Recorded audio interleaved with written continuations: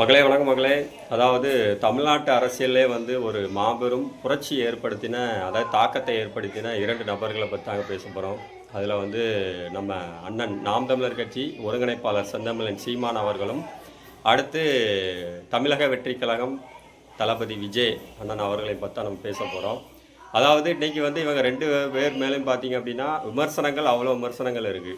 எவ்வளோ தான் விமர்சனங்கள் இருந்தாலும் அந்த விமர்சனங்களை ஓரங்கட்டி வச்சுட்டு அவர்களோட ஒரு நல்ல ஒரு செயல்பாடை பற்றி மட்டும்தான் இப்போ பேச போகிறோம். அதில் வந்து அண்ணன் செந்தமிழன் சீமான் அவர்கள், அதாவது சீமான் அவர்கள் மேல் வந்து பல அவதூறுகள் இருந்தாலும் ஒரு கட்ட பீப்புள் வந்து அவர் வந்து நல்ல மனுஷன் அப்படின்னு சொல்கிற மாதிரி இருந்தாலும், இன்னொரு கட்ட பீப்புள்ஸ் வந்து அவர் வந்து பெட்டி வாங்குறாரு அப்படிங்கிற அவதூறு, நிறைய அவதூறு அண்ணன் செந்தமிழன் சீமான் அவர்கள் மேலே இருக்குது.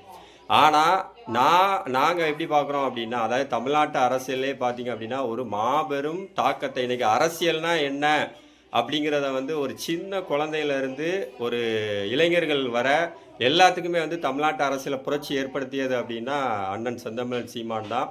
அது எத்தனை விமர்சனங்கள் இருந்தாலும் அதை தவிர்க்க முடியாது.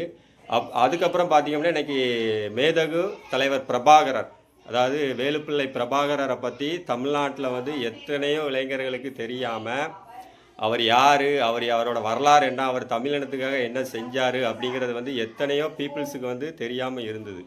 ஆனால் அந்த விஷயங்களை எல்லாமே வந்து இன்றைக்கி வந்து தெரியப்படுத்தியிருக்காரு அப்படின்னா கண்டிப்பாக அது செந்தமிழன் சீமானை மட்டும்தான் சாரும்.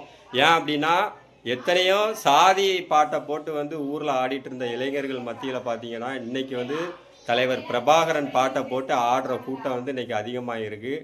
எக்ஸாம்பிள் பார்த்திங்க அப்படின்னா நம்ம பாவுச்சத்திரம் பக்கத்தில் பூலாங்குளம் பகுதியாக இருக்கட்டும், இல்லை சுற்று வட்டாரங்கள்லே பார்த்திங்க அப்படின்னா தலைவர் பிரபாகர் பாட்டை போட்டு வந்து இன்றைக்கி ஆடுறாங்க. ஒரு கல்யாண வீட்டுக்கு போனாலே தலைவர் பிரபாகரை போட்டு நீங்கள் எத்தனையோ ஆட்டோவில் இருக்கட்டும், பைக்கில், காரில் எங்கே போனாலும் இன்றைக்கி பிரபாகரன் படலாமல் வந்து இல்லை. அந்தளவுக்கு வந்து ஒரு புரட்சியை ஏற்படுத்தியிருக்காரு அப்படின்னா அது வந்து செந்தமிழன் சீமானே சாரும். அவர் மேலே எவ்வளோ விமர்சனங்கள் இருந்தாலும் ஒரு நல்ல எண்ணத்திற்கான பதிவு தான் இது. அடுத்து பார்த்தீங்க அப்படின்னா நம்ம விஜய் அண்ணன் அவர்கள், அதாவது விஜய் அவர்கள் மீது வந்து எத்தனை விமர்சனங்களும் வைங்க.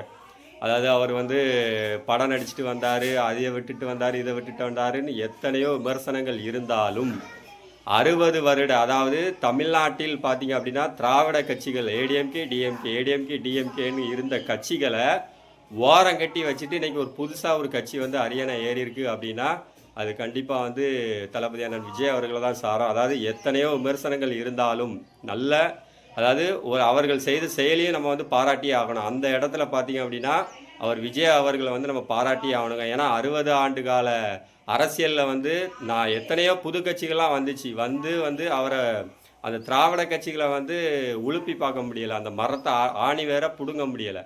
ஆனால் இன்றைக்கி விஜய் அவர்கள் வந்து பிடுங்கிட்டார். அதனால் பார்த்தீங்க அப்படின்னா கண்டிப்பாக ஒரு மாபெரும் புரட்சி ஏற்படுத்தியிருக்காரு. அதற்காக வந்து ஒரு ஆகச்சிறந்த ஒரு நன்றிகளும் பாராட்டுகளும்.